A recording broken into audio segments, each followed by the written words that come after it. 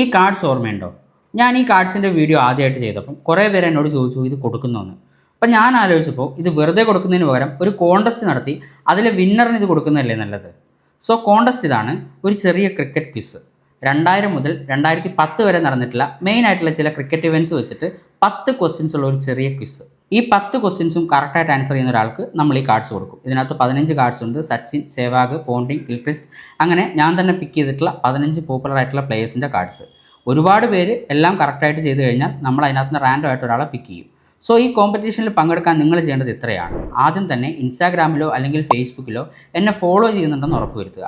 അതിനുശേഷം എൻ്റെ ബയോയിൽ ഒരു ലിങ്ക് ഉണ്ട്, എൻ്റെ വെബ്സൈറ്റിൻ്റെ. അതിനകത്ത് പോയി കഴിഞ്ഞാൽ നൊസ്റ്റാൾജിക് ക്രിക്കറ്റ് ക്വിസ് എന്നൊരു ബട്ടൺ കാണാം, അത് ക്ലിക്ക് ചെയ്യുക. അപ്പോൾ പുതിയൊരു പേജ് വരും. അതിനകത്ത് നിങ്ങളുടെ പേര്, ഇൻസ്റ്റ അല്ലെങ്കിൽ FB ID അങ്ങനെയുള്ള ഡീറ്റെയിൽസ് ഒക്കെ ഫില്ല് ചെയ്യാൻ പറയും. അത് ഫില്ല് ചെയ്ത് സ്റ്റാർട്ട് ക്വിസ് കൊടുക്കുക. നിങ്ങൾക്ക് 3 മിനിറ്റ് സമയമുണ്ടാവും.